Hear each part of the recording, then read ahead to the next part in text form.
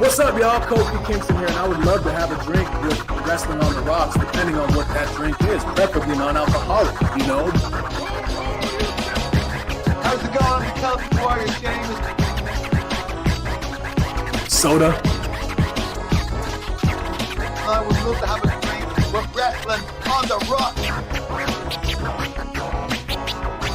Maple syrup.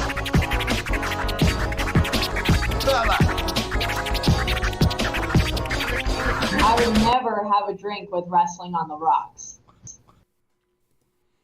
Welcome to the dive bar of the IWC. Welcome to episode 1 again.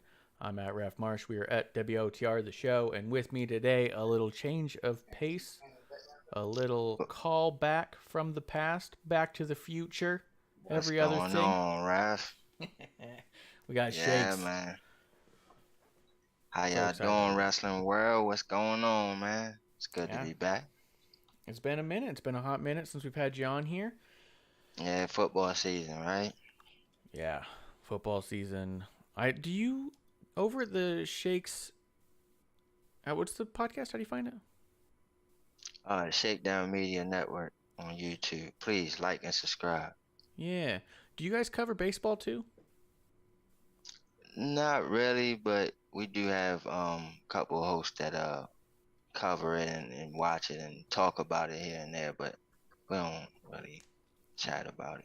All right, but when the time comes down to World Series, you guys like keep up on it, kind of a deal. Yeah, a lot of us Yankee fans. Yeah. So Houston, we're not really rocking with Houston right now. Not even having it. Yeah. I'm a big San Diego Padres fan, so I thought this was our year. I was like, no, we're gonna do it, and then no, we got kicked right the hell out. So yeah, I was just wondering how you guys do it over there. Justin Time over there in the chat says, "Cheers, my friends, and welcome back, Shakes." Hey, man, thank you, Justin. Yeah, hell yeah. What are you drinking? What do you got over there? What's on the rocks over there? You already know me. You didn't even get a water bottle? You're gonna get all parched and stuff? I left my damn weed over there too. So you're gonna need an intermission at some point. Run and go. Yeah, you already know me. You know me. Yeah. I'm having a little Sonic Cherry Limeade with vodka. It's really good. Cheers. Yeah. Cheers. Yeah, Shakes. It's been a while. It's been since, I think, pre-SummerSlam. I remember correctly, because all the stuff going on. So August? I wanted, when I knew I had the free weekend or the free Wednesday. Lately, Bishop from Terrible Wrestling Takes has been kicking in and hanging Okay. out because he's been getting that bug to talk about wrestling again. Okay. Kevlar's been out because of he went. I want to say it was like quail hunting or something. Like he goes camping a lot and he's moving his house, and so there's been a lot of stuff coming up for him. So he's been out, and I saw I had a Shout free. outs to Kev. Yep, shout outs to Kev, and I saw that we had a free Wednesday, and I thought, you know what, it'd be really cool to find out what Shakes has been thinking of everything since Triple H took over, because I don't know that had officially really happened before we've talked last. Yeah. I did. So, yeah, that's a true question for me, huh? Yeah, what have you been thinking in general, generally speaking? Okay, Before we get into all the specifics. What he's been doing, right? What he's been doing, not what I feel about him being in charge now, right? Oh yeah, nothing with him being, unless you have some sort of like crazy heat with Triple H or something, but just in general, the product feeling, how it's been. I'm a Triple H fan. I'm a Yeah. Triple H fan. You already know Authority and everything. That was one of my favorite groups. So, Oh yeah. you know me, man. I like my heels, man. I like the heels. But I like it. You know, it's a lot of things that he's coming up with that it's like must see. Yeah. You know, as far as like Brock Lesnar and Bobby Lashley. Yeah. Like that's a must see right there. You don't even need no belt to watch that one. Yeah. Right? And then I was definitely like what's going on with Omos and my man Braun Strowman, right? So Yeah. I definitely wanted to see that and presenting that to us. It's a lot of matches that it's just been like, okay, yeah, I wonder what would happen in that match. And he's giving it to us. And of course, I know we already seen Bobby Lashley and Brock, but I mean, think about it though. We all been watching wrestling for a long time. Knowing Brock Lesnar, we really gonna think that Brock Lesnar is gonna go out like that? Like he just gonna lose to Bobby Lashley one time and let that slide? Nah, man, this is King Kong versus Godzilla, baby. What you talking about? Yeah, it's really cool too. Just like, so, like you said, we saw it once before at Rumble, but the Bobby Lashley Brock Lesnar match was a second thought to the actual story, which was Brock and Roman. You know, they cheated Brock out of the title with Roman interfering, I believe, with the chair, if I remember correctly. Like or was it with the title? Either way, he got involved. This, now they've built it up to be specifically personal animosity between Brock and Bobby. This feels like there's a spotlight on it. There's a focus on it. This is the build that we should have gotten before. You know what I mean? Like it feels like Triple H is trying to redo a bunch of stuff that he thinks could have been done differently or better. Do you get that impression? Like in general? Mm-hmm. It's the impression I get with totally a lot of his agree. NXT guys. You know, it feels like he's trying to rehash them. Mm-hmm. Like, everything. Like when you look at Hit Row, when you look at Bray. he even brought back Emma. Yeah. Yeah. Brought back Emma. Yeah. So overall, it's been really cool. I agree with you that there's been a lot of stuff he's putting out there that feels really must see, but I also feel like on the flip side, with Triple H, it's either like must see or hard to watch. Like the stuff I don't like, Hit or I miss. really don't like. Hit or miss. Yeah.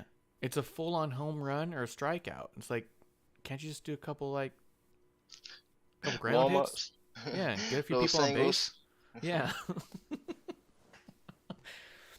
Like everything is massive or sucked. You know what I mean? Like it's weird. Like where before it was always like, oh yeah, this isn't as exciting as that, but doesn't need to be. It's in the middle, or like, oh yeah, I'm kind of invested in this. More curious how the match is gonna be. This is really like I'm like either super invested and think it's amazing, or I just want it to go away or want nothing to do with it. You know what I mean? Like there's no passively interested anymore. Yep. Pretty much, man. Home run or strikeout.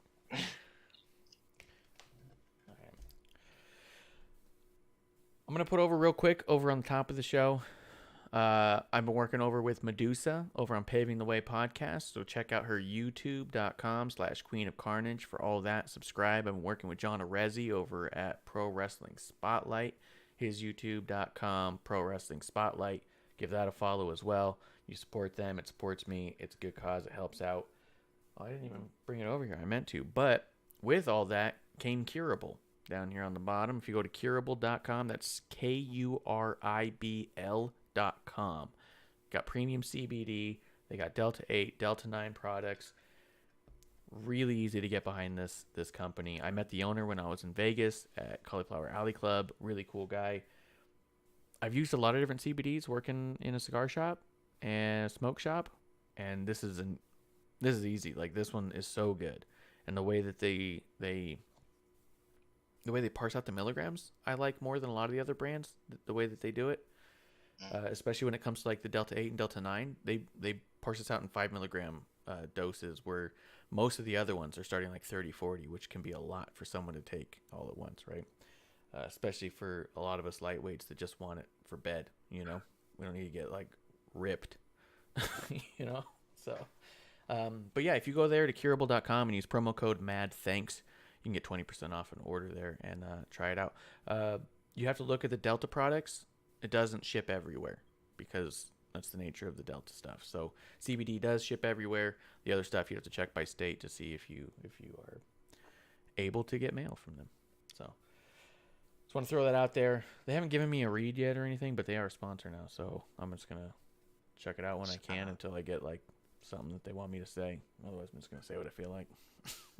Shout out to you having a sponsor. Hey. Yeah, it's pretty good. Absolutely. But yeah, dude, so Crown Jewel's coming up. Let's talk. I'm trying to think if there was news specific that we need to do. Oh, a real quick shout out. It is November, and November happens to be, I want to get the verbiage right, National Veterans and Military Families Month. So cheers to all the veterans and military families. We're going to talk more about that as the month goes on, but that is November.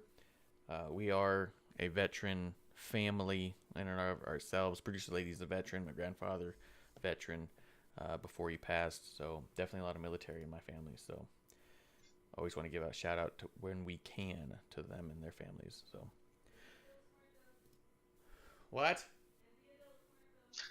It's the military Dios de los Muertos. I believe today is the Day of the Dead. Shouts to Thunder Rosa. What the fuck is they doing upstairs, man? Mm-hmm. Are you getting yelled at? Nah. All right. Let's talk. A whole bunch of craziness. Well, let's talk some SmackDown stuff. I want to talk some general storylines. I haven't talked to you about it in a while, but I have a feeling, I have a hunch, I know a little bit how you feel about it. Sami Zayn joined the Bloodline. Mm-hmm. Honorary Uce himself. What have you been thinking about the Bloodline, Sami Zayn, Honorary Uce, the tensions with Jay? This past SmackDown, Jay could not hold it together. Roman was like, no, you look right into the camera. You could see Jay just shaking with laughter as Sami says he's not feeling very Ucy. They even postulated calling Sami Uso. I'm on board for all of this. What do you think about the Bloodline? Sami Uso. Yeah, I'm ready for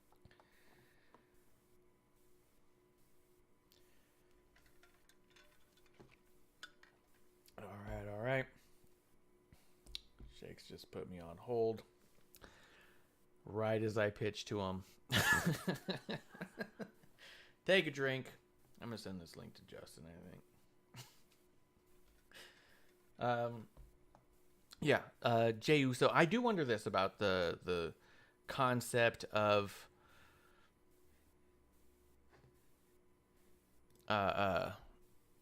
Jay breaking, Roman trying to get it back together, the kind of weird abrupt ending to Paul Heyman just saying, making it into a commercial for Crown Jewel, which is all a commercial for Crown Jewel, right? But I do wonder if part of it was like an audible, like, hey, everyone's cracking up and this was supposed to be a little bit more serious, and at some point they're like, well, the message got across, we're just gonna move on. You know what I mean? Well, alright, so I remember like the last time I was here, we was talking about how cool it was. Well, one of the last few times I was here. And we was talking about how cool it was that he was there, and they all serious, and he's in the background dancing, and it actually came to fruition, him doing that. And he is the light side of the group, so it keeps them interesting, and it really brings a lot of their characters out.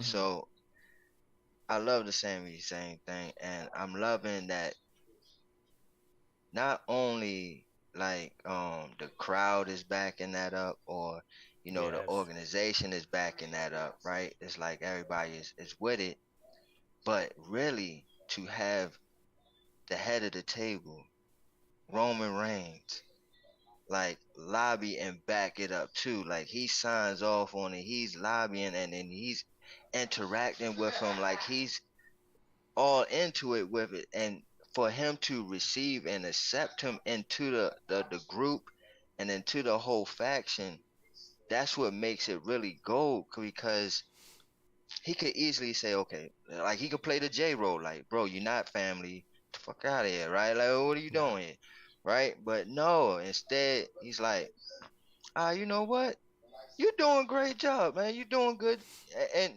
good deeds. So I'm gonna reward you, and he keeps rewarding them, and the more he rewards them, the more responsibility he gets, and it's just all funny. It is all great. I love the banter, and then coming all the way around to the last thing, right? Because I know that's what you mentioned. Um, when Jay said that, right? When and this was great. This was great because it was like the guardian came through and was like mad at the children. The children was acting up, and the guardian comes through, right? And he says, "Okay, we got a problem here. We're gonna fix it between y'all two. Let's solve it right now, right?" Yeah. And then to have Sammy take the high road, right, and be like, "You know what? Yeah. I'm try to sorry, protect them. man. I'm sorry. Whatever I did, man, whatever I did, I don't know what happened. I don't care. I'm sorry." Took the high road. Yeah. And Jay say, "Get that out of my face." Yeah. Yeah. So, No, and that was even gold, because it was like, all right, it could have been great for Jay to just be like, all right, you know what, I accept it, and then it's, hunky dory, everybody rides off in the sunset. But no, he's still against it, so it may which he messes up, and Sammy's like, "Man, Roman says for her to make peace," and he's like, "I don't give a damn what Roman says." Oh man, now you in trouble. Oh. Now we got Sammy Uso out. I mean, and I love that name. Like that was like, wow, on the fly. I was like, that was good, Roman. Sammy Uso. Why not? so good. Yeah, and that line, "I don't give a damn what the tribal chief says," and the way that the camera. So what was really neat was just the production of this segment. The conversation between Jay and Sammy was happening with such a tight camera shot on the two of them. Behind the back of Roman, the producer lady, even while watching, said, "Did Roman leave?" And I was like, "No, he's there. He's just like kind of like behind the camera, like he's in front of the camera, like you can't see him." And then for them to be going back and forth like that, the cameraman to walk out of frame just at the right second for them to go full frame. So then you can see Roman snap his head up when he hears that and slowly turn to look at Jay, and Jay just being like, "Oh man," like you could just see him uncomfortable. "I'm about to get my whooping." And he's just like, "All right, just take it on the chin. Just take it on the chin," kind of a look, And then Sammy being like, I ain't mean it. He just Yeah. kept saying, "I ain't mean it. I ain't mean it." "Yeah, And then when he grabbed him, right, when Roman grabbed him, and he tried to turn away to the crowd, and he's like, "No, no, no, no, no, no, you come right here. Stand right here." yeah." So good because he was laughing. Yeah, He man. couldn't. He didn't want to look at the camera. He was laughing, and Roman's like, Oh "No, no." man, and Jimmy was Jimmy, man. If you look in the back and look at Jimmy, he's cracking up, man. Yeah. Oh, it was amazing, man. Especially with the Sammy Uso thing, he was that was it. everything they're doing, and Solo and Sammy together. Solo saying shit like he could learn a lot from Sammy. He did an interview. I forget. I don't know what podcast it was, but he did an interview for a podcast, and someone said if you could team with either of your brothers to win the tag championship, who would you pick, Jimmy or Jay? And he just didn't even miss a beat. He goes, Sammy. It was the bump? Yeah. Nice. So good. So good. Everything they're doing, dude. Bloodline is on. Just when you think they can't get on a higher level, they go ahead and do that. They show you what the next level looks like. That is going to bring us to... what the next level is? The Rock daughter, man. The Rock daughter got to join, and it has to be a female in the group, man. Because look at... I know we want to probably mention this, but look at what Rhea's doing for the Judgment Day. Rhea's doing big stuff for the Judgment Day. It's crazy. Are you excited about Roman versus Logan Paul and Crown Jewel? A lot of people have been speculating a lot about it. A lot of people have a lot of things to say. Well, yeah, what's the speculations? A lot of people think that it's really funny to me because it just goes back to old school mentality of like, it's taking the spot from one of the boys. Imagine working there for 10 years and not getting this match, and it goes to some guy on social media. And they're not looking at what it is. They're not looking at the fact that this is actually elevating Roman Reigns to a different level of stardom, to where other news outlets want to talk about it. Because news outlets talk about what Logan Paul is doing. You know, they don't talk about, no disrespect, but they're not talking about what Seth Rollins is doing. You know what I mean? Seth Rollins puts out a tweet or says something on a podcast, and the same old pick it up. Logan Paul says something on his podcast, a lot of people start pointing to it. You know what I mean? Yeah. It's just a matter of how do you elevate Roman when he's at the top. Well, you get a guy like this to do a spot like this, and it works out just fine. You know what I mean? Now Roman's in the conversation of Mayweather. You know what I mean? Who's all the people that Logan Paul's fought, and there's Roman Reigns right in the middle of all that? Great. You know, but are you one of the types who think that celebrities ruin wrestling, that this is everything that's wrong with wrestling, that Logan hasn't done enough to earn a title shot? How do you feel about this? Well, to answer that, just in a wrestling standpoint, not nothing else, just in a wrestling standpoint, the man, like Roman says, the man has 2 matches. You know, 2 matches going against the greatest of all time. Yeah. I mean, it just don't match up. It just don't. It don't match up when you think about it in that standpoint. Now let's go on what your standpoint was. With the media, with the social media, with the eyes that's going to be on to this match. Floyd Mayweather was retired. Retired. And he came out and did this charity match with him. And they made millions. And everybody was watching, including me. Right? So you can only imagine how they're gonna be for a guy that's not retired in his prime, who's on a streak that he's on, the greatest of all time, on guard mode, going against Logan Paul, social media darling. I mean, this is like Titan versus Titan. Yeah. You know, it's that way. So it's like WWE conglomerate and media conglomerate, head to head, boom, and that's just money, baby.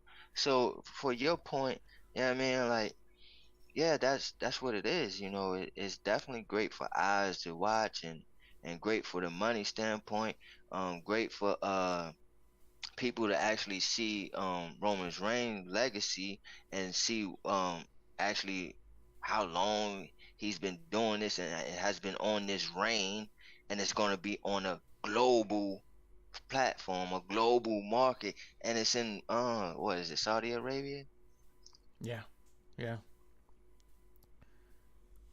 I mean, I mean, we talking money here. It makes sense. Yeah, and even when It don't when make you look at dollars, Logan it don't Paul, make sense. when you look at Logan Paul as like a character, even like outside of wrestling, just the character, the personality that is Logan Paul. How many boxing matches did he have before he challenged Mayweather to spar? It's just kind of not his deal.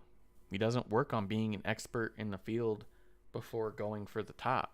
You know what I mean? Like, for better or for worse. Like, that's not even a necessarily bad thing for him to say, like, look, we can make money in doing this. Yeah, I've got no business in the ring with you, but that's the charm of this.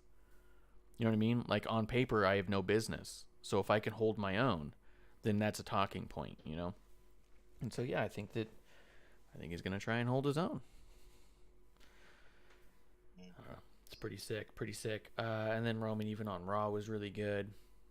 Let's see. Oh, and except, I mean, we'll get to Raw. Let me go through SmackDown, and then we'll talk some more story stuff. So Brawling Brutes versus Solo and Sammy. I loved it. That's more of the same stuff. Roman Reigns. Oh, hold on. This is all. Okay, New Day versus the Maximum Male Models. New Day. Are you at least excited for LA Knight coming back? Yeah. Yeah. Yeah. I like the fact that he's not afraid to just say screw it. You know, it ain't working. Let's go back to what was working. Right? Yeah. Like, I think that's one of my problems, right? Like, I went to one platform, and then I was like, I think we outgrew this one. And I went to another platform, and it was like, oh my gosh, where are we at? And then I said, okay, you know what? Let's go back to the original platform. So, sometimes you just have to do that, man, and gotta go back home to go ahead and go move forward. But sometimes you make that wrong turn left. Yep. I agree. What do you think about New Day? I keep thinking that they seem a little directionless. They're always good. They always put on great matches. They're always very entertaining when it comes to being on the mic. But I kind of don't know what they're doing. They don't seem to be on a hunt for the Usos titles. They've also had a ton of wars with the Usos to begin with. But maybe that's just kind of the backlash for putting both tag titles on one team in such a predominant story like the Bloodline, is now when you have these long-term tag teams that carry the tag division quite often in their storytelling, that there's no story for them to capitalize on.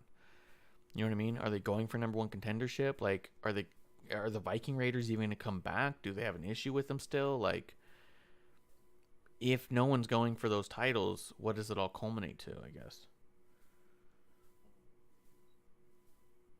I don't know. I don't know if there's an answer, but It's not. But it's interesting to see what's going on with the New Day. But at the same time, I actually thought about it myself when I was watching one of these programs. But they need, and I mean, it's obvious, you know, they missing Big E, right? Like, they missing Big E. That's a huge personality that they are missing, and he's like the spokesperson for them, man. And even in their intro, man, you hear his voice. That's you know what I mean? Like, that's sometimes that makes me feel something. Yeah, you know what I mean? Again, I It's hear just it and I like, go, oh my god. so, you know, it's missing, and I'm grateful that they didn't even disband it, right? Yeah. Like, I'm glad that they still like, all right, you know what, leave them the way they are, you know what I mean? Because I thought about it, I'm like, man, they've been doing this for years, and I think that's what made me think about it, because they was talking about the streak and how much it meant to them to hold it, and that you know, I thought that it would be another Uso New Day one more time thing. Just, you know, this our last stop to try to stop y'all from breaking our record type of thing, right? Yeah. Like, I thought that was what was gonna happen, but it didn't, and now they all over the place, like you said. But again, to me, I think more of it is just like they missing Big E, and I seen that he's doing some NASCAR thing, doing a Yeah. announcement on that. So hopefully we'll see him soon, man, because that's what's missing with the New Day, and it it it won't be the same if they disband them, and it won't be the same if they keep on going with this 2-man thing. It's kind of like the with Quavo and Takeoff, rest in peace to Takeoff. Like, Yeah. I loved them, but it was like, all right, y'all the Migos though, right? Like y'all the Migos. Where the third one at? Where is Yeah. the third one? I get y'all having problems. All right, y'all made another album, but where's the third guy? All right, that's fine. All right, but where's Mhm. the third guy? And I feel the same way. Like with New Day, it's like, all right, y'all cool and all. This is awesome. It still sounds like a Migo album, Yeah. but where's the third guy? Yeah. Yeah. Rest Yeah. in peace and Maybe take that's off. part of That's it. unfortunate. Yeah, that sucked when I read about that too. Like, and I'm not as I don't listen to a lot of current radio and stuff. So my first introduction to knowing who they were was when they popped on WWE this past year, and then I was like, I realized I'd recognize a number of their songs, but I don't buy albums. I mean, if it's on the radio, I Right, just keep moving, right? So it's like right. I didn't know them as closely. But when I did read that the other day, like, yeah, like you said, rest in peace, Migos. Like, or was it Takeoff? Is that what his name? Yeah, take off. Yeah, that sucked. And then I read a little bit more on It's it, a and it young was one. a He's the bummer. baby. That was a nephew. That's crazy. Yeah, really young guy. But yeah, maybe that's what it is. Maybe that's why they feel a little directionless, is they just feel like they're missing something with Big E being gone for so long, and there's no titles for them to go for. It just is like, it almost feels like, okay, good, Woods and Kofi have clocked in for the day. You know what I mean? Like, they're just there because they're good at what they do, but there's no like purpose. You know what I mean? And maybe without Big E, they're a little nervous to do the purpose, especially because they got halted right there in the middle when they're doing the Brutes, which now it's going to be Brutes and Usos at Crown Jewel. We'll see. Couple things real quick. Liv Morgan and Sonya Deville had their big thing going on. Hold up. So, Wait a minute. Wait a minute. My bad. I'm so sorry. Hold that thought.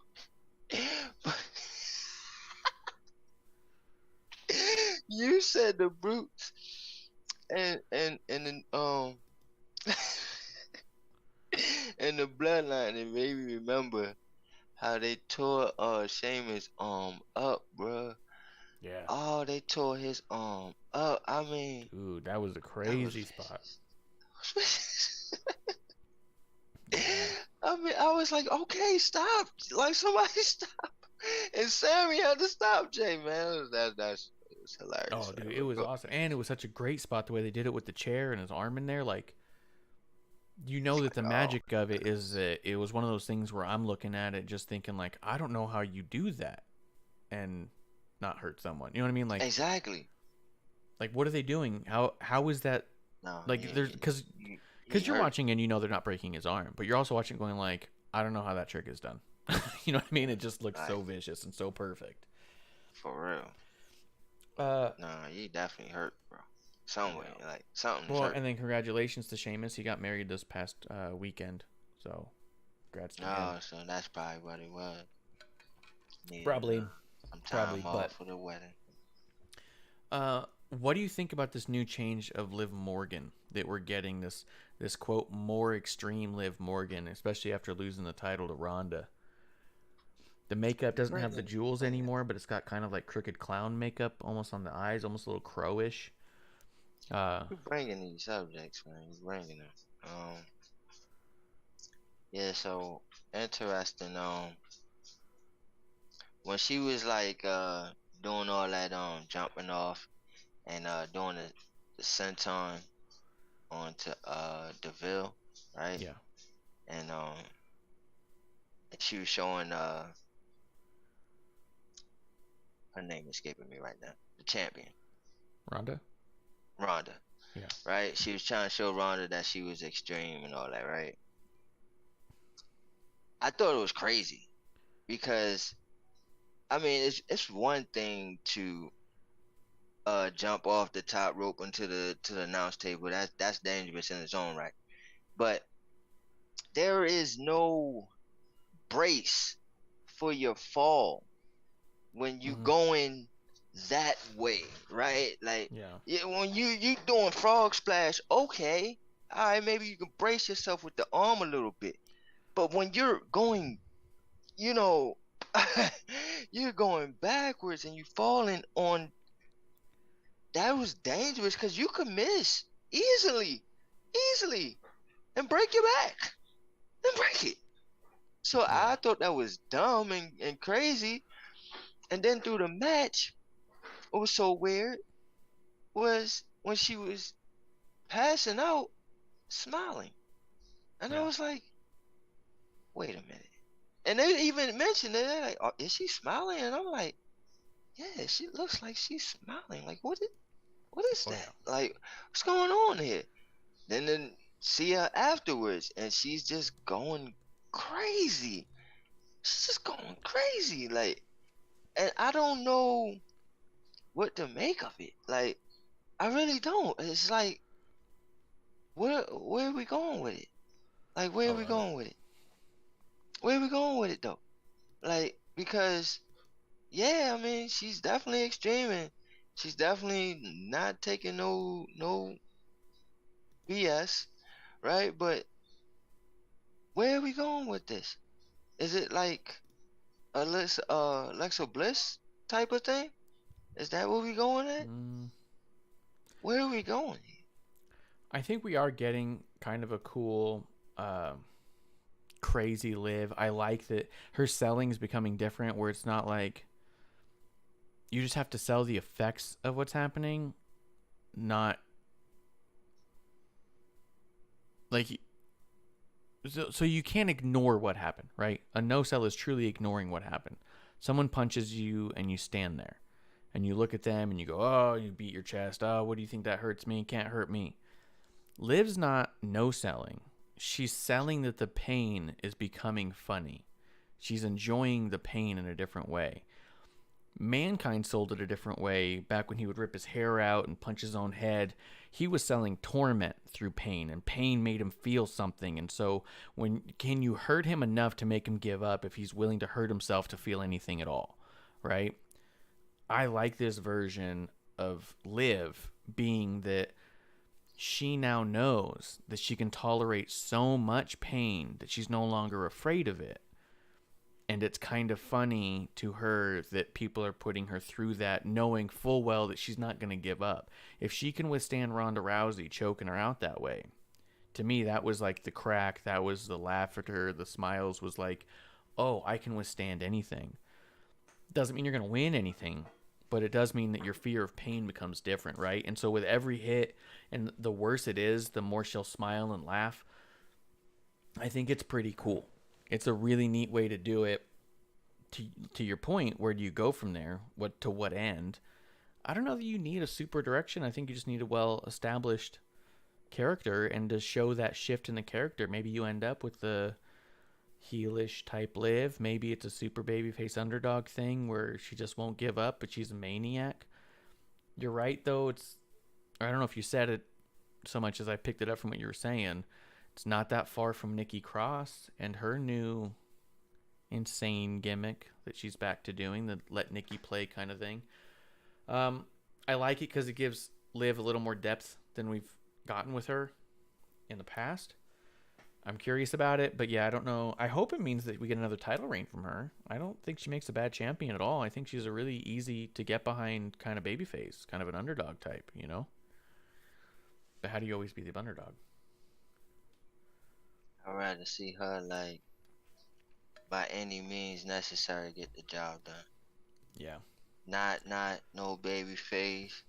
Like, I mean, I want to see underhanded tactics. I want to see underhanded tactics go on. I want to see her just go through any possible way, because that darn belt means that much to her. Being a champion means that much to her. She lost her mind when she lost that title. That's what I want to see. Yeah. And I ain't gonna lose this championship again. I get it one more time, never losing it again. That's what I want to see from her.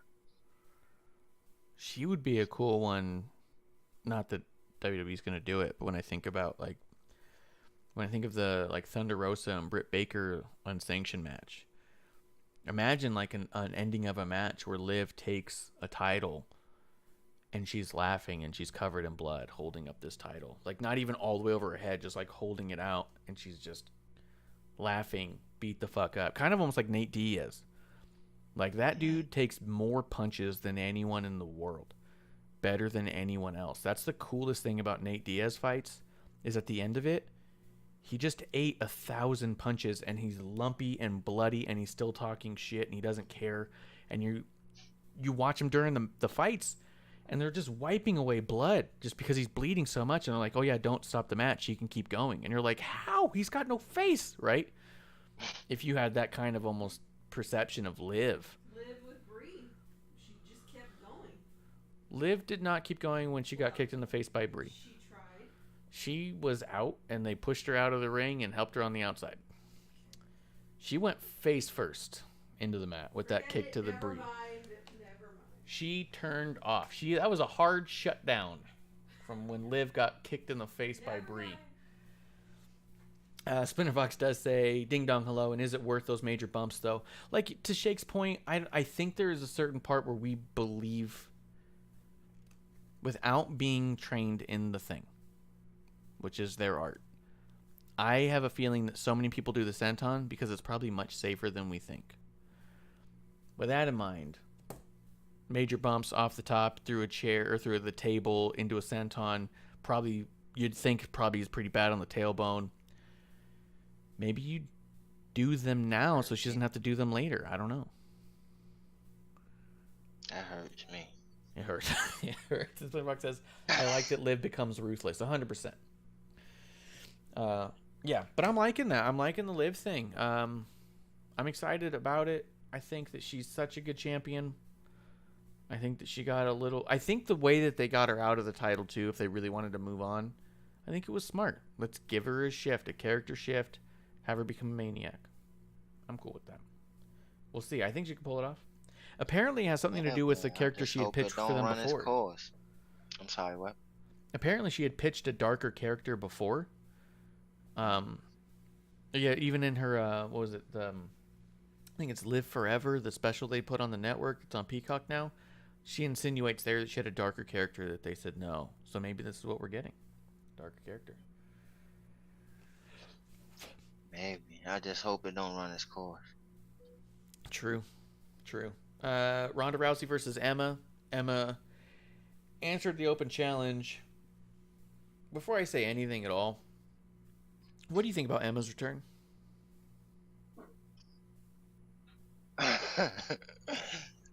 Whatever. You say whatever? Whatever. Dude, that was my thought too. I saw a lot of people being like, oh my god. But when they were talking online about like, oh, could she return? And people were freaking out. And I'm not one to rain on anyone's parade, so I let them celebrate. But in my mind, I saw it and went, oh, huh, okay. And that was it. That was the highest level of excitement I got out of it. I'm not trying to knock her. My understanding is that the period of time she spent in Impact, that she's improved greatly.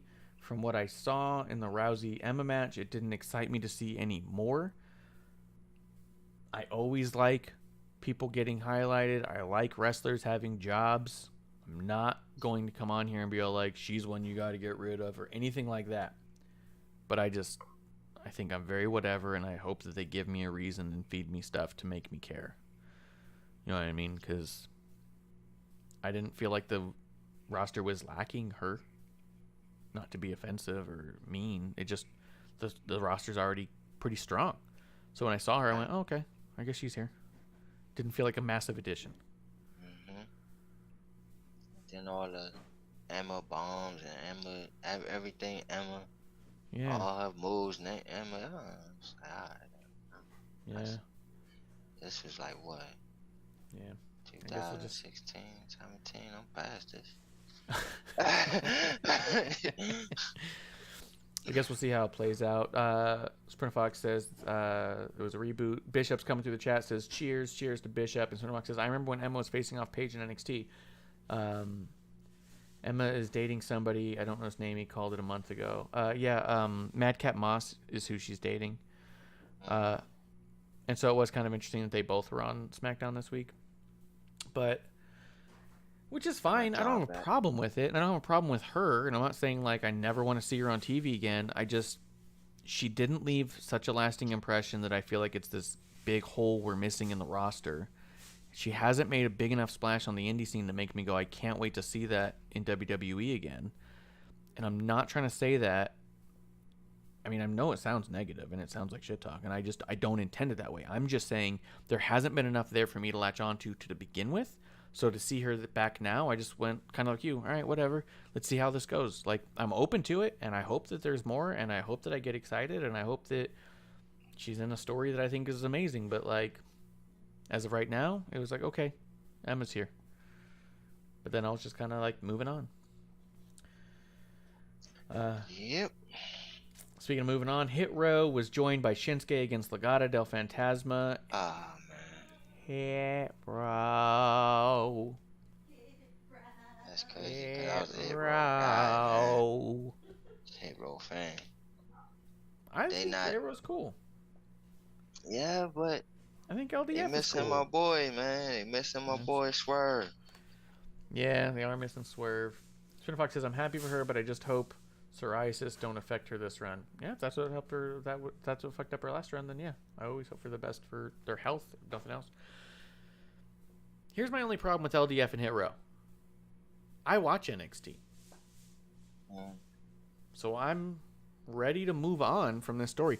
This is where I'm starting to see Triple H's undying faith in NXT as a product in all things versus the Vince McMahon undying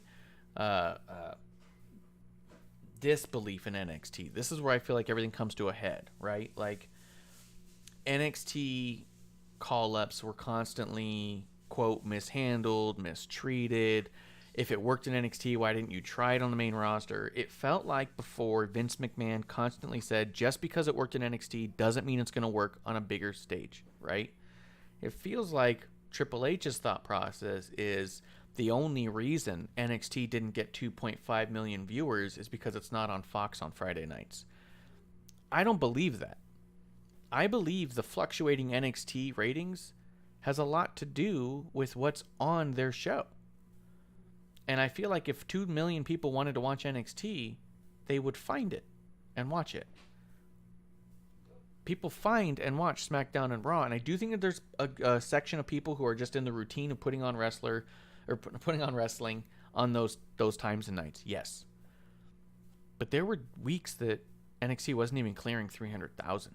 You know what I mean? Like, I don't think everything that's going to work in NXT will work on the larger scale. And I feel like putting LDF with Hit Row, there's a weird mix here. When I think of Gargano and I think of this feels like Triple H is saying, look, not everyone watches NXT. Here's an amazing story we told in NXT we can tell on this TV. And it's like no one ever saw it, so it's okay. Then you see the way he treats Gargano, and it's all like, look, everybody watched NXT, so we don't have to explain anything about Gargano. They're just going to accept him as a top babyface. And it's like contradictory. You know what I mean? Yeah. So this was a good match that I just didn't give a shit about because I've seen it a dozen times, and I want to see these two teams work with other teams. The coolest part for me when teams leave NXT is to watch them work with main roster talent and not just work with their friends again. That's what I want. Spinner Fox says, but you can't have Hit Row without their main attraction. Unless they add somebody like Swerve to the stable, who could that be, though? Believe it or not, the main attraction of Hit Row was always designed to be top dollar. Swerve was meant to be a side note, so they think this is going to work. I don't hate the group, and I hope a lot of people love this match, but I do not need to see this ongoing. Shakes, what was your thought? I mean, was it good? Am I being too harsh? Nah, I think it's all the way poorly run. I didn't even see the NXT run. You know, I don't really watch it like that. Okay. So I'm one of those people that did not see it, right? Perfect. So it's gonna be interesting to get my take because you seen it and you're like, all right, I've seen this a million times. Yeah. All right, I wasn't interested. Well, for me, that didn't see it, I still wasn't interested because, and I'm gonna tell you why. All right, for one, I'm interested only with the two females. That's nice to see them, and I want to see them go at it because they both can go, right? But that's the only thing. And then the match ended with Hit Row winning in the cheesiest fashion, right? And it's like, why would you even bring this group up and hype them up to be some dangerous group, and then they lose their first match? Yeah. I mean, so for me in the match, I'm thinking the whole time that they were going to win because they're going to try to keep on hyping them up, but then they lose in the cheesiest way, and I'm like, oh, so they not hyping them up then? And I'm like, well, That's what true. the hell did you call them up for? There is a big problem that me and Kevlar have always had and really talked on since episode 1. When you have someone join a team for one night, or you have someone have to find a partner, and they beat the established team that's supposed to be a unit, that's a problem. The fact that Shinsuke had never worked with Hit Row and they defeated Legata. That was another thing. Yeah. Yeah, that was another thing. That was terrible. Legato should have beat them, and they should have pinned Shinsuke to make a point that as a unit we could even beat a Shinsuke. Right. But this was like, oh no, even as a unit, we're still not that strong. Right. And then like the whole Shinsuke with them, so odd. It's like it was just so odd. Everything about it. And I don't, and it's not, I'm not trying to make it as a race thing. I'm not even making it a race thing. But I'm making it as a connection thing. That's like really like having Aerosmith hanging out with NWA. Well, Aerosmith did hang out with Run DMC. I mean, but that's all I'm saying, though. that's a whole different thing. We're talking about NWA, right? It don't mix. It just don't mix. And that my point is that no disrespect to Shinsuke, is a great wrestler, but that didn't match with Hit Row. I really thought that it was going to be, and again, that's why I've said it's not even a race thing, it's just a culture thing for me. But I thought it was going to be what's the name partner, Street Profits. That was going to be Montez or Dawkins? Not the one Dawkins, because Montez is hurt. Is he? Yeah. I didn't know with that. The ankle. Yeah, he's in a boot. You didn't know that, huh? I don't know. Yeah, man. so I don't pay anyway. attention to Montez. Look, yeah. I get a lot of people like Street Profits. I do not. When they're on TV, I don't pay attention. He's in a boot. He's wearing a boot. I thought he's in a boot. So I thought he's in a boot. So I thought that, this was a perfect opportunity for Dawkins to shine without Tez. Yep. And show, okay, I'm still good, I'm still relevant, and I'm with a pack that I've dealt with before, and it's in my same realm. You know what I mean? Like, that's what I thought it was going to be, and then when I seen Shinsuke, I'm like, oh, what the hell is it going here? Yeah. It just didn't make sense to me. It's funny you say that, too, because in the chat, and I know you can't see the chat where you're watching, Splinter Fox says, I really don't like how race is involved with these two stables. Maybe they add a different race to the mix, like Sammy's in the Bloodline, which is a whole other conversation on the amount of times that in wrestling as tropes, they pair together people with very similar cultures, which is sometimes based because they are friends in real life and they're easy to work with and they travel together already and things like that. That's already part of it. They already have a chemistry because of that. It's not strictly just like someone sees 3 people in 3 parts of the building and say, they look all the same, let's put them together. They're teamed up a lot of times because they're actually usually friends in real life and typically put together that way, right? Yeah. It's actually why Bradshaw and Ron Simmons were teamed together. They were traveling together a bunch and they were really good friends in real life. That's how a lot of the teams come together. And it's still just the nature of human it's just human nature, the nature of human. I'm trying to figure out how to say it the other way. It's just human nature. A lot of times people gravitate to people who look like them, talk like them, sound like them, grew up like them. It's very much a thing. Click And so with people that you click with people that you that you take interest with. yeah, You got the same interest, yeah. Like, but at the same time, I can't sit there and chill with somebody that's just in a NASCAR. I don't know nothing about cars. I'm like, I don't know. It's like, what can I talk to you about? Like, Yeah. I don't know what we're gonna do here. you all gotta pull be up able and the to guy's all connect. like, "Hey, did you see the Indy Yeah. 500?" And you're all like, "I better go." No. Have you seen the Super Bowl? Like, I don't know what we doing here. Yeah. But then so Spin Fox says this right after. He goes, "I would love to see Dawkins turn heel, break away from Ford, and join Hit Row and be the main dude." Which is funny because that's exactly Would be good. it's similar to what you said. But I actually think that you guys found something in the middle there. If Montez is hurt, he doesn't need to turn heel to just join Hit Row. Hit Row needs a fourth. Hey man, I'm just doing nothing. Let me help you guys out. I've earned a lot of respect from having to fight you guys. We could actually help each other out. Then when Montez is healed, he shows up months later and goes, "What are you doing?" And then you have a clash of mentality. It's like, oh, you guys can hang out with them. Maybe they don't like Tez. And now maybe you get Tez on a solo run because him and Dawkins are clashing, but Dawkins has a new group. You know what I mean? And he's like, you don't, you know what I mean? You're overreacting, Tez. You know, and Tez is like, no. Can go on his heel run. Yeah. And he can go on that run that they so desperately want to give him.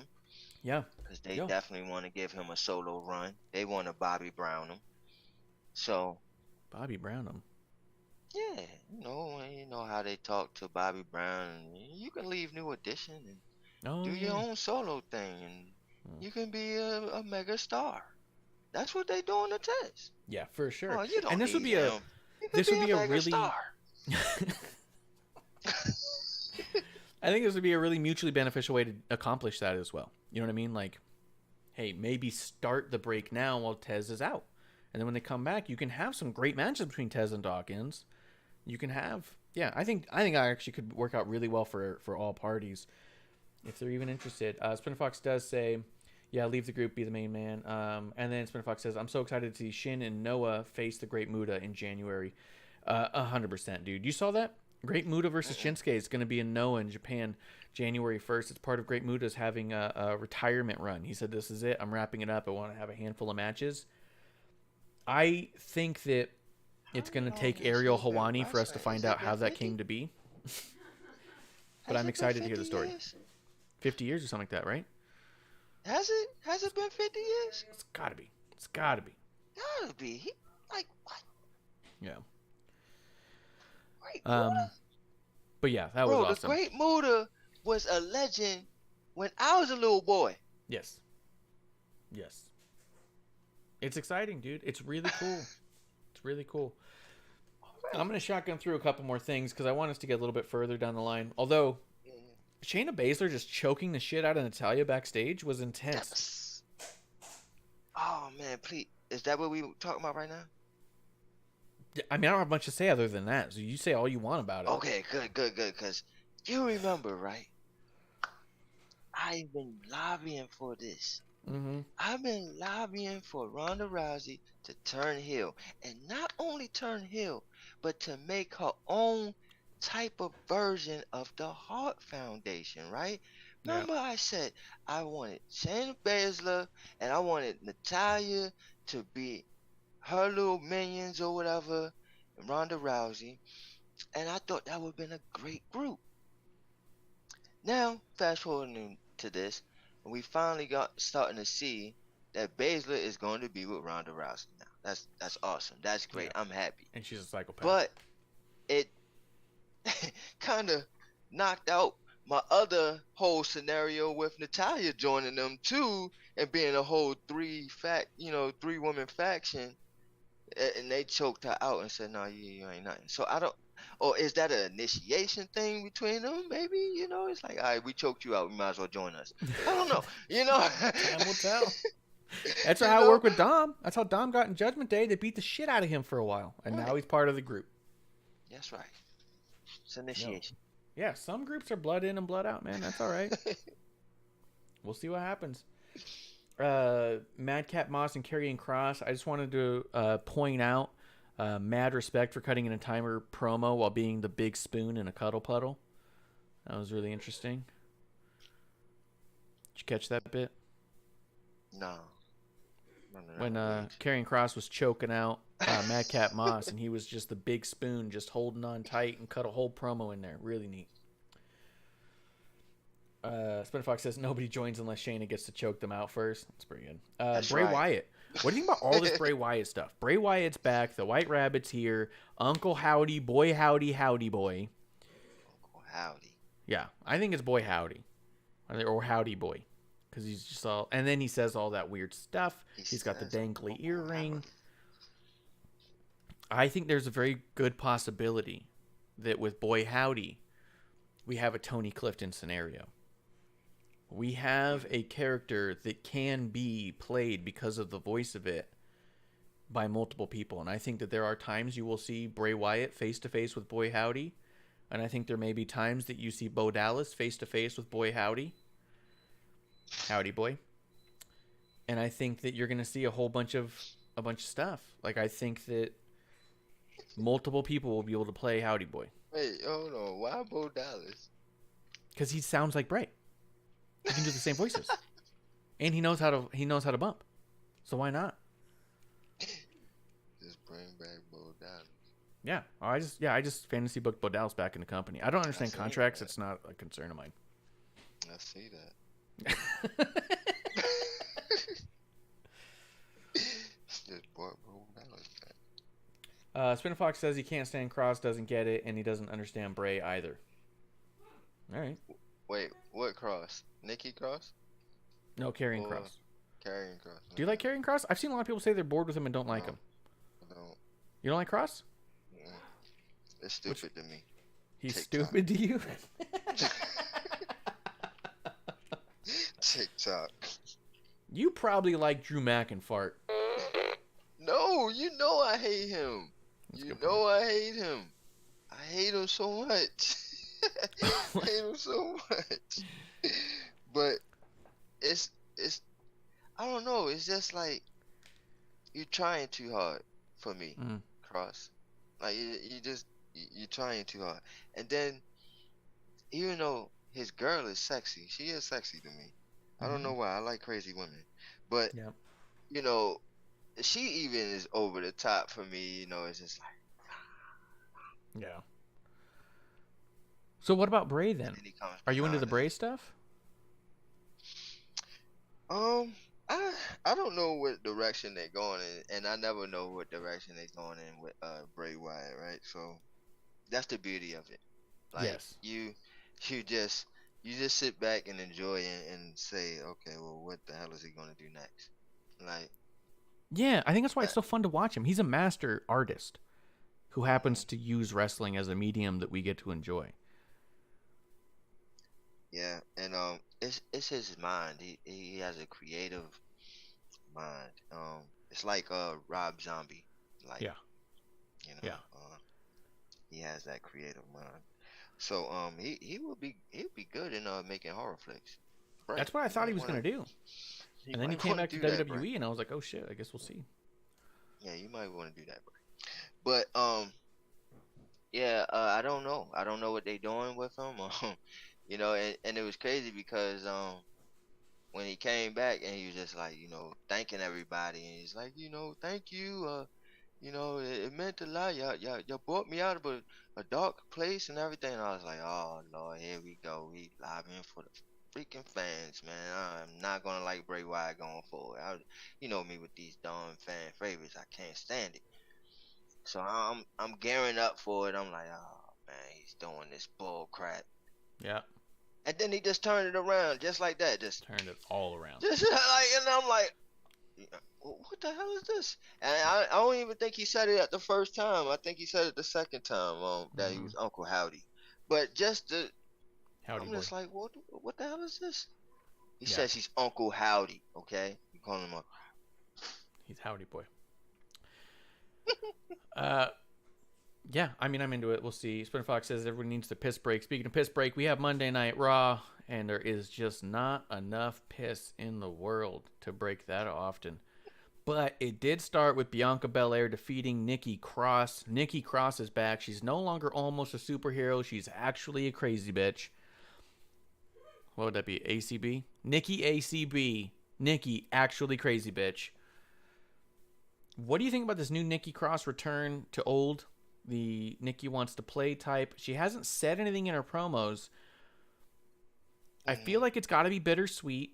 I think that there's part of Nikki Cross that always felt like it would work. It didn't work. And then I think that she went on record saying that she was pitching for the superhero thing for quite some time, and got them to finally allow her to do the superhero thing. And then that didn't seem to stick the way that she seems to have wanted it to.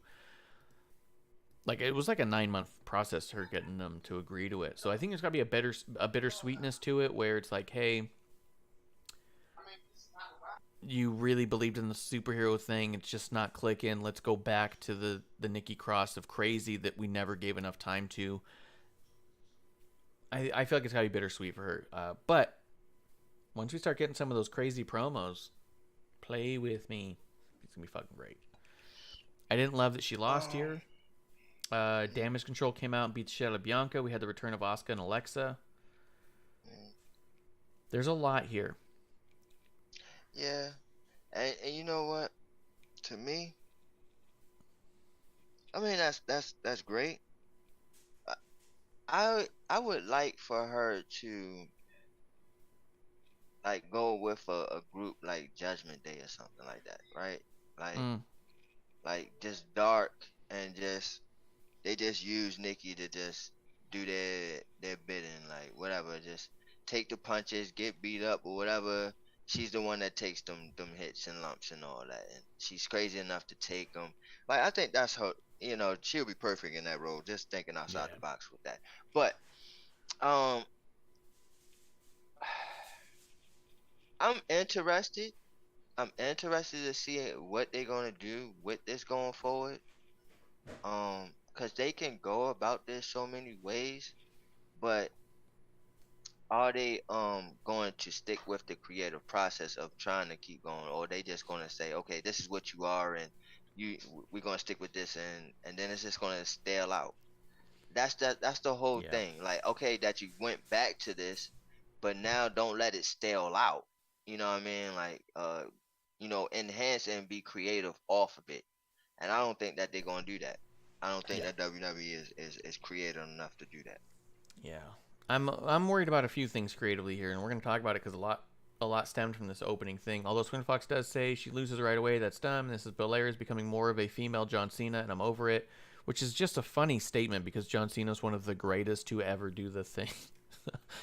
Belair's like becoming really close to the greatest of all time, and I hate it. Yeah, okay, well. He says Bayley's our only hope. I felt that way for quite some time. She is my Obi-Wan Kenobi. See, the thing, can I real quick? Yeah, what? With Cena and everything, like, I don't get mad about the Bianca Belair thing, right? I do feel like, all right, dang, like she should have lost against Bayley. Excuse me, but I do think she should have lost against Bayley. But the fact that she is winning and still winning, I don't mind it, and that she's showing superiority over these other females. I don't mind it, cause that's awesome for her.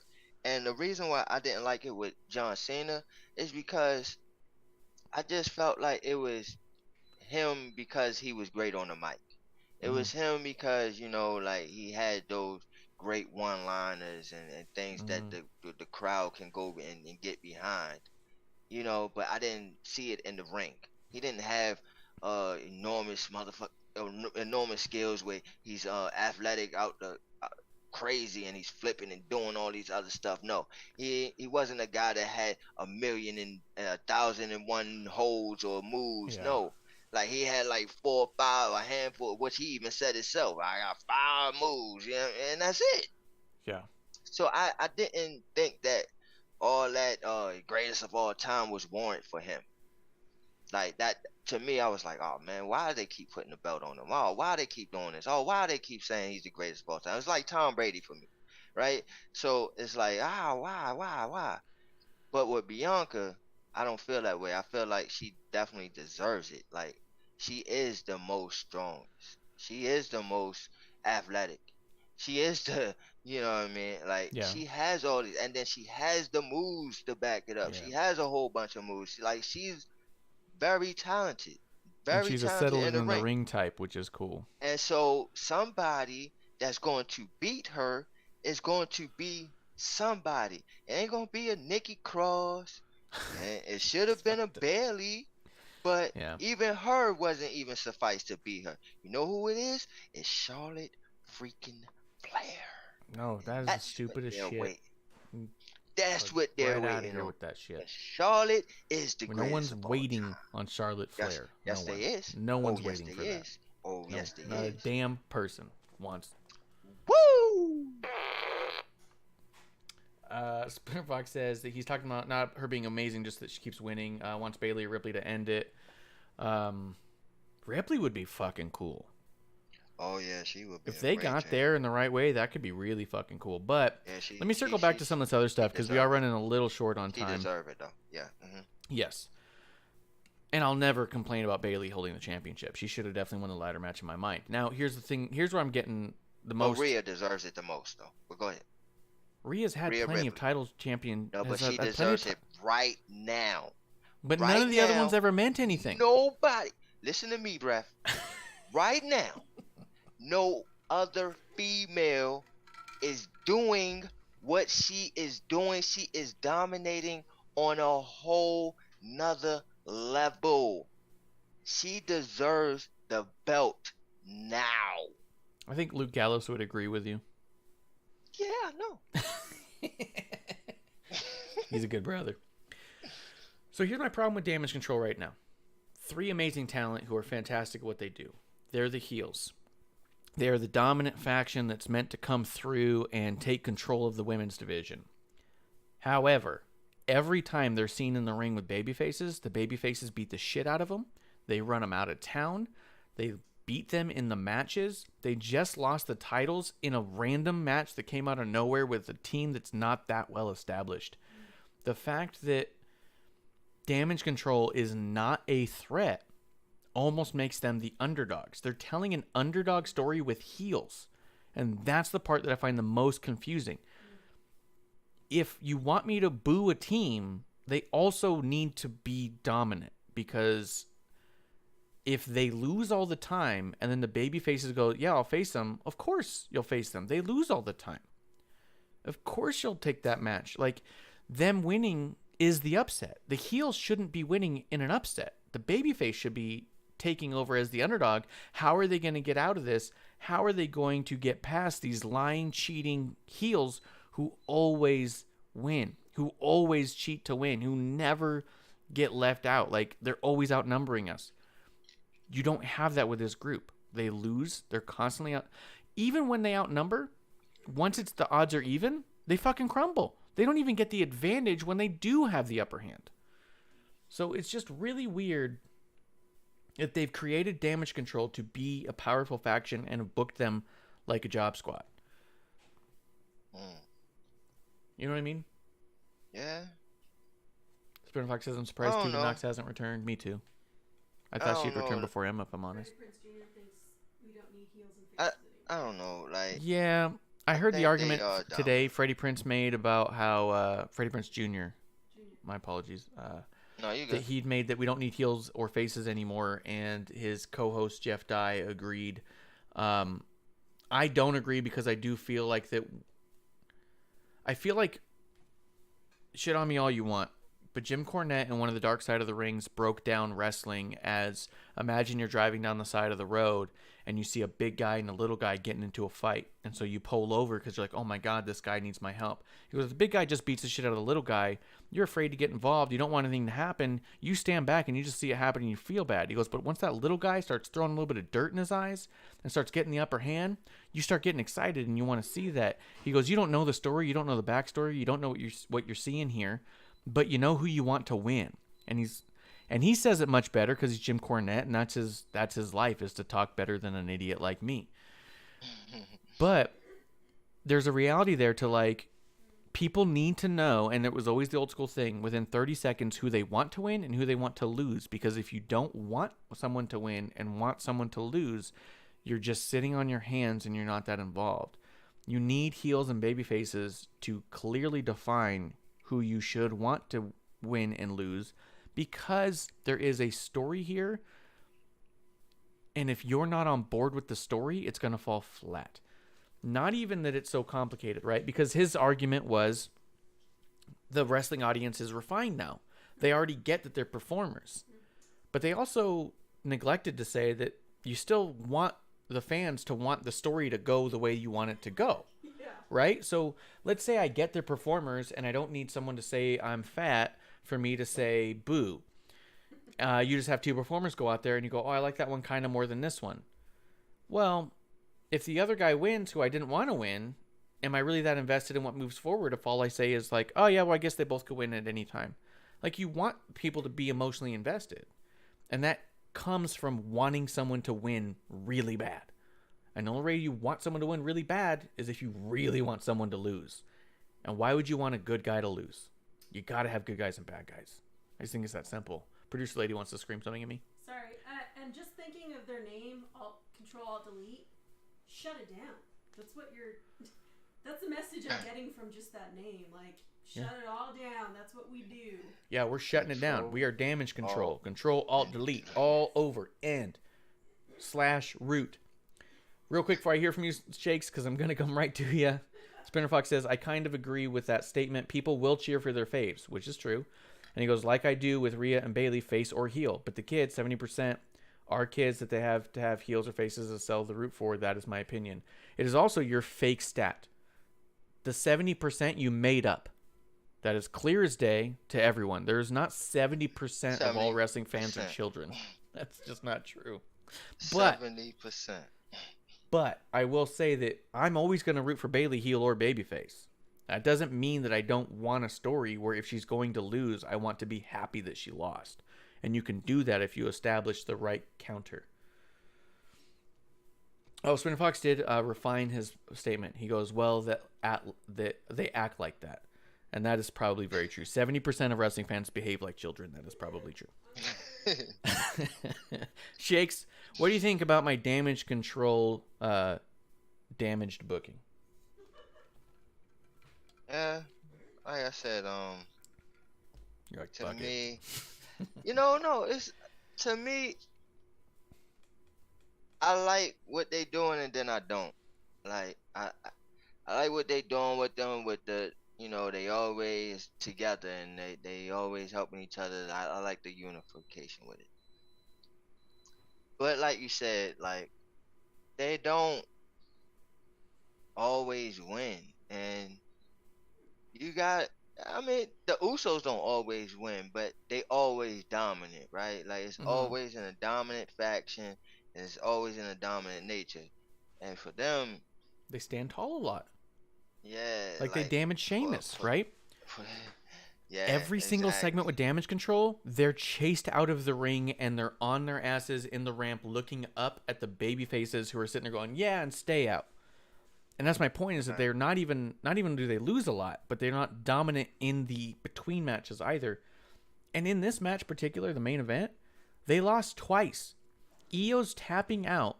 Bayley cheats on their behalf so they don't get counted out. And then they lose again clean. You literally cheated to lose twice. Like, now you look stupid and weak. And that sucks because I think this team is awesome. I haven't even worn my damage control shirt yet. Just washed it. Bought it, haven't even worn it. And now it's like, do I want to rep some losers? Spinner Fox says, damage needs to be more low down cheating. It would work better if they handcuff people, grab the tights, lie, cheat, steal, recipes, Eddie. But they did. They cheated and then also lost. Yeah. And they've done that several times. They cheat and lose. Like, what the fuck? Do you think it's because they're going to win it back at Crown Jewel? I think it's very possible they win it back at Crown Jewel, and I think it doesn't matter because you look stupid already. You look double stupid. Well, they need to all have the belts to salvage that. Yeah. And Bayley Spinner Fox needs says, to do you be think the this is the champ. effect of Crown Jewel? I think that there's a lot of stuff with Crown Jewel that makes this booking weird. But go ahead, Shakes. No, I just think that they all need the belts. They do. Bayley, all of them. I think they do. I think they need to hold it for a Save it. while, a good 6-7 months. All be assholes helping each other win. Whenever Bailey's in a match, the other two need to cheat on both sides. Whenever the tag team's in a match, Bailey needs to cheat. And people need to get fucking mad at them and say they don't even have fair fights. They're not even ever. They never win. They never win like without cheating. Like, fuck. That's why Miz has been successful for so long. He always fucking cheats. Right. That's why Ric Flair was successful. It's not that difficult. But if you're Exactly. cheating all the time and also losing, Triple H. yeah, you look fucking flaccid. What? Brock Lesnar and Bobby Lashley had their whole segment, which we talked about earlier, and was awesome. Seth Rollins and Austin Theory, who I thought was an awesome match. And then the rest of the show happened. I mean, well, Roman did his promo, which was dope. He said they're working on being more Usi, which was great. I have to know, because this is it. Like, that was it. Everything else was pretty... Well, JBL and Baron Corbin was good. What do you think of all of this Miz and Johnny Gargano stuff? I think it's corny. Corny? Yeah, I think they missed the boat.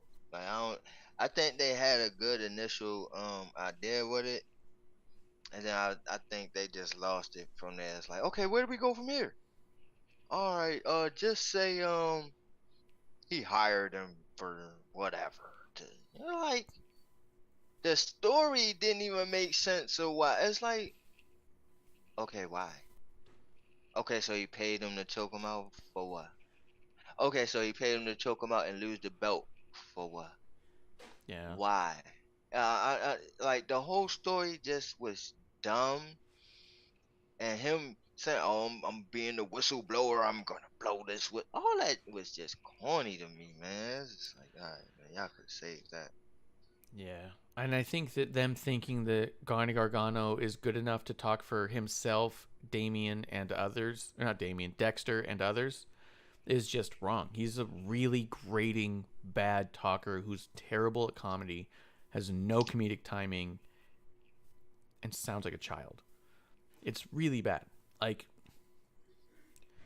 it's the kind of stuff where, honestly, he's the hardest thing for me to get through on TV. It's like, it's can't watch. It's turn off the TV and watch something else and wait till it comes onto YouTube TV later so I can fast forward through the parts I don't want to see. He is really bad. And every time I try to give it a chance, it's worse. Splinter Fox says Ciampa injury may have affected the story and thinks that the two of them are comedy hour, but it's bad comedy hour. Maybe that's true. The Mustafa Ali shit I did not care about with Miz. Damian Priest versus Carl Anderson was fine, but I didn't care.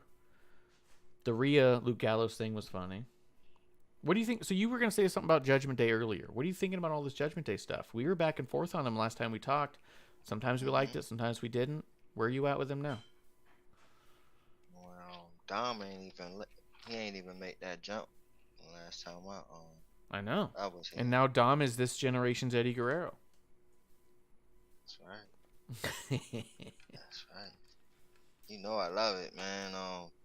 I think you're doing good. You know, I think it was they was losing a lot of juice until that. You know, I think they was running out of things to do with Judgment Day, and I was like, man, they might go ahead and disband this group already. Yeah. And then the whole Dom thing, and that Dom, it seems like it was a rejuvenation for the Judgment Day. And that whole storyline for them is a whole rejuvenation for them, and just to see his mannerisms coming out and how much of a asshole he is, really is, and he really is an asshole. It's like, oh, it just fits, man. It just all works.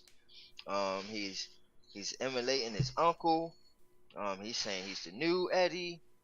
I mean, this is This is all great, man. This is exactly what wrestling needed.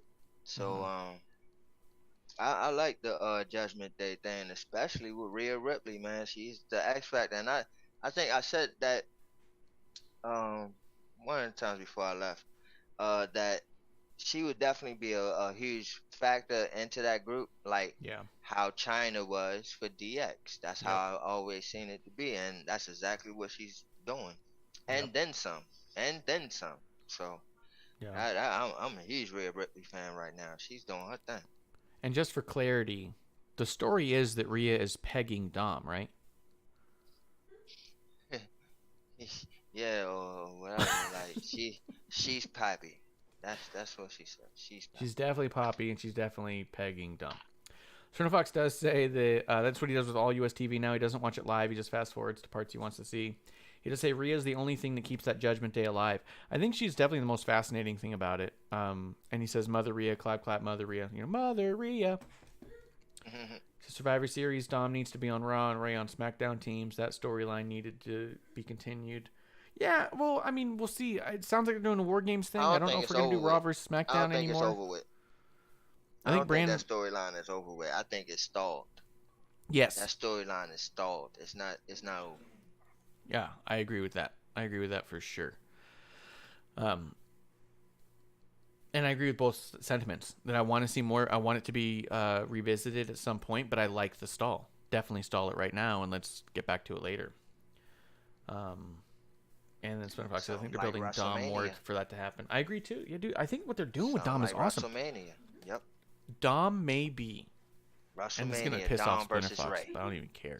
And you know what they should do? And now that I'm glad I'm on air to say this though. Yeah, what they should do, because I think they should do it for the WrestleMania. Save it all for WrestleMania. Say like Dom, he eliminates Ray from Royal Rumble. He gets him eliminated. And he keeps on bothering Ray. And Ray just says, you know what? I can't take it no more. He finally says, okay, son, I'm going to fight you at WrestleMania, right? Yep. And then Dom says, okay, we fight at WrestleMania. But I win. I get your mask. Yep. I get your mask. If you win, I come home. Yep. Let's go, man.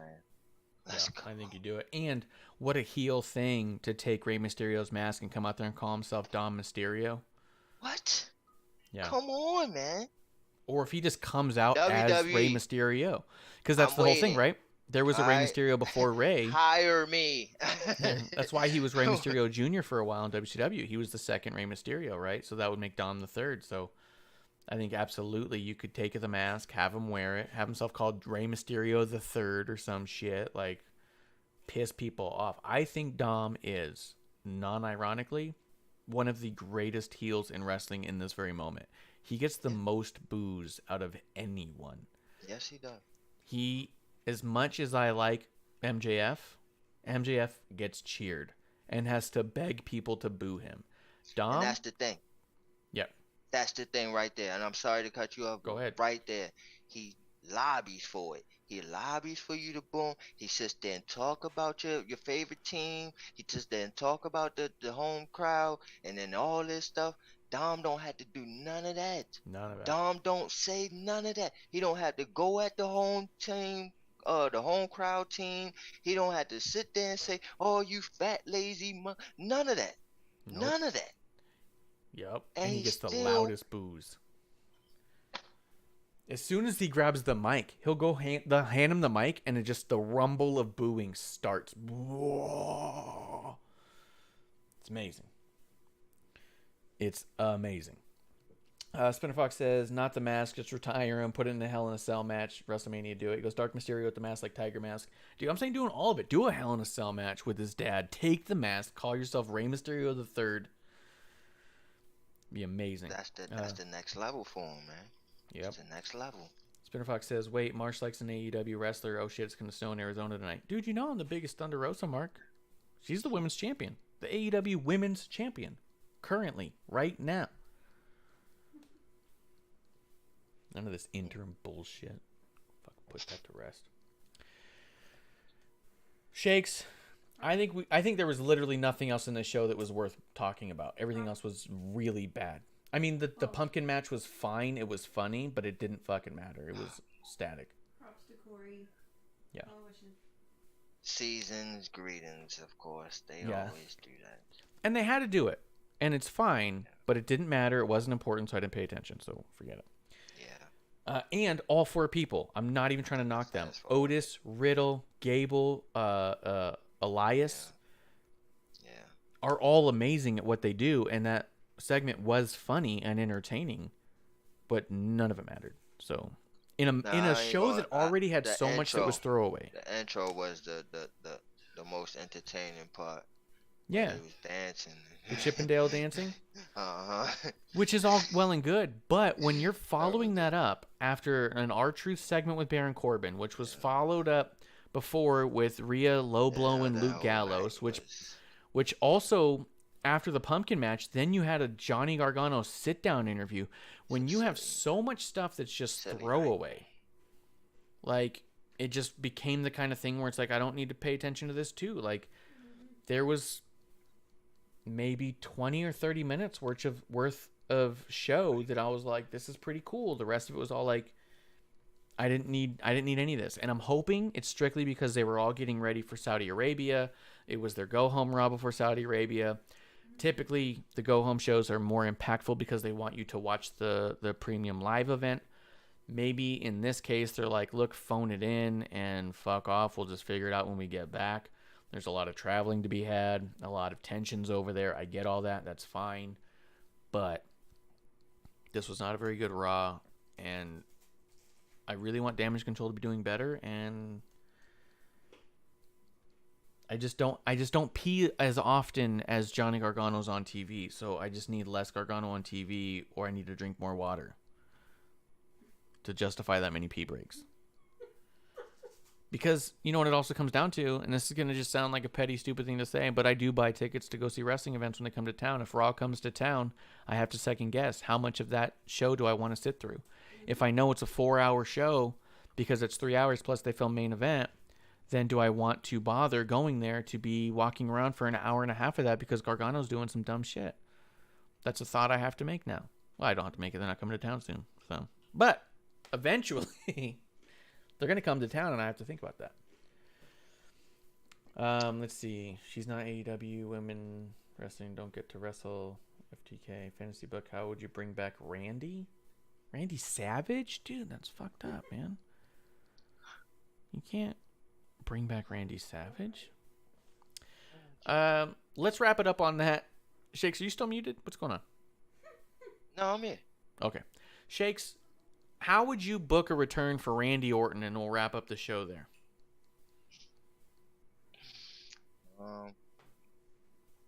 Book a match for Randy Orton coming back. Or a return angle. Does he come back and attack Riddle? Does he come back and help Riddle? Does he not even interact with Riddle? Does he show up on SmackDown? No, he definitely gotta. Yeah, he definitely gotta turn on Riddle. Oh, he gotta come back as a Viper. Yeah. He gotta come back as the Viper. Like, no more playing around. Like, yeah, I had my fun with you, kid, but it's over. I'm going for a title run, my last title run. That's the Viper we need to see.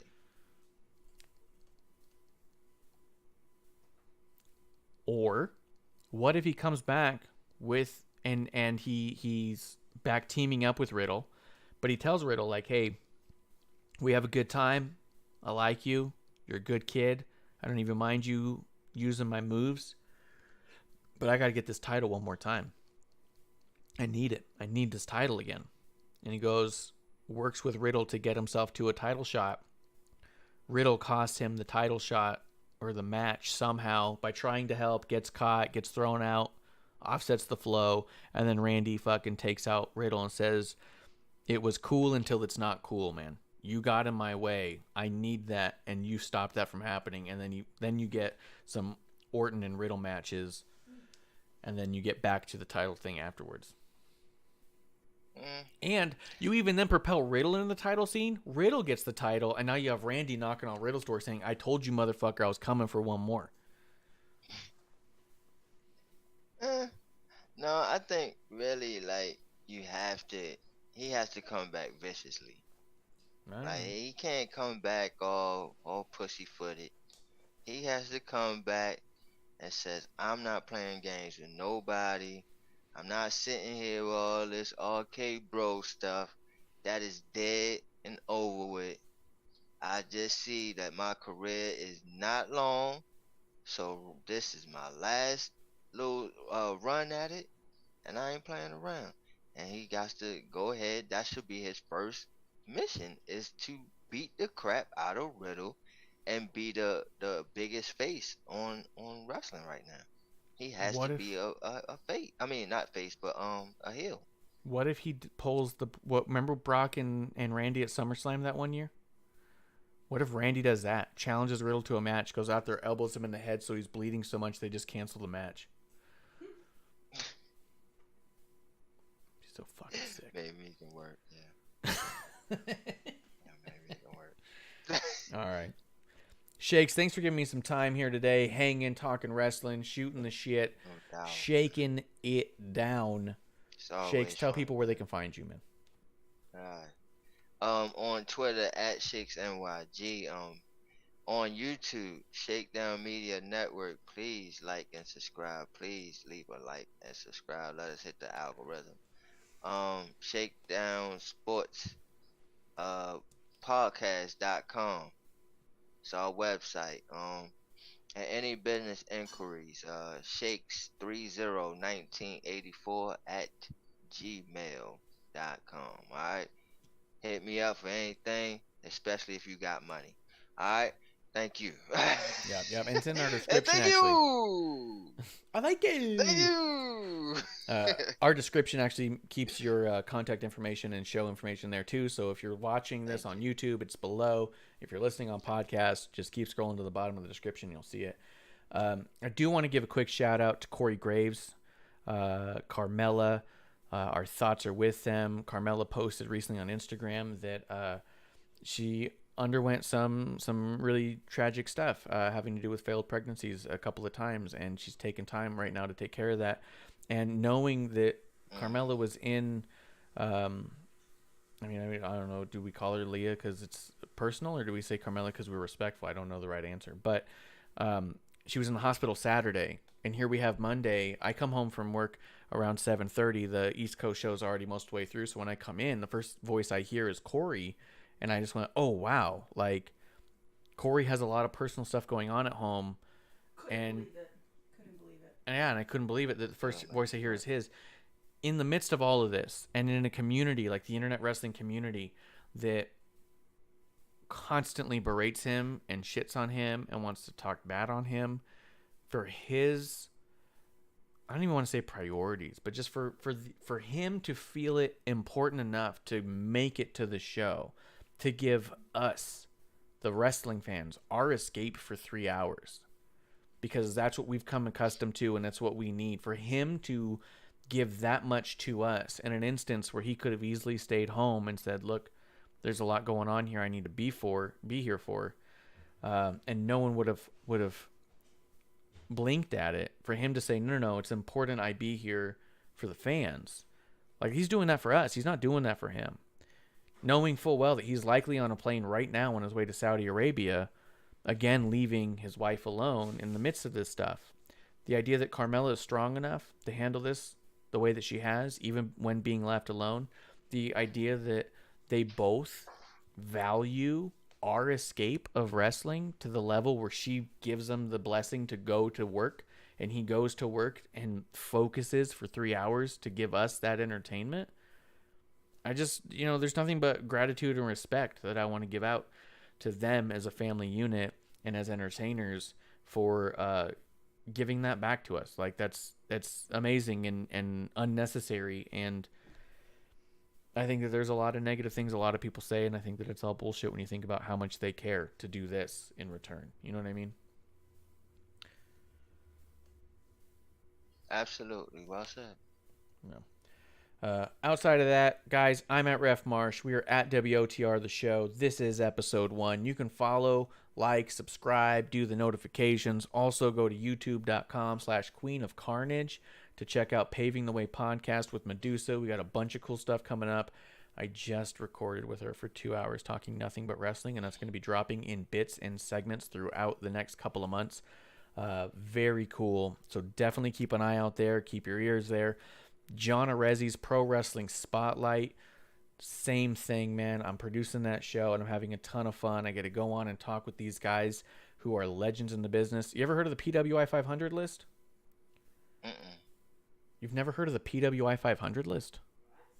Oh, the Pro Wrestling Illustrated 500 list. Well, I expected you to say yes, but it was created by Bob Smith, the co-host with John Arezzi, and to be able to pick the brains of guys like that about old school wrestling has been absolutely fascinating. I recently found out there's a tag team called the Undertakers in '89. Oh, wow. Yeah, good luck Googling that, because if you look up the wrestling Undertakers and Undertaker's tag team, guess what you find? Fucking the Undertaker and Kane. That's right.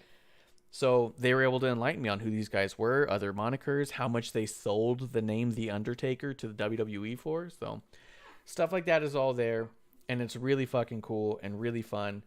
Spinner Fox says she just started streaming. You should raid her stream.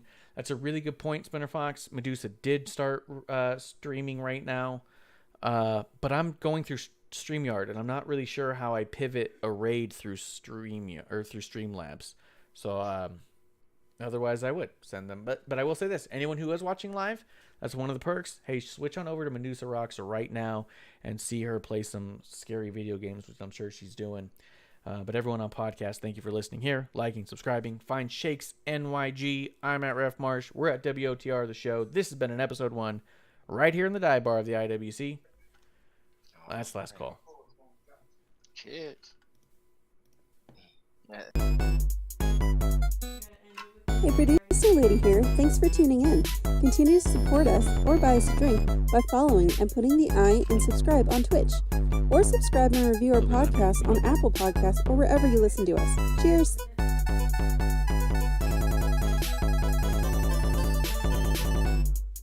I would never have a drink with wrestling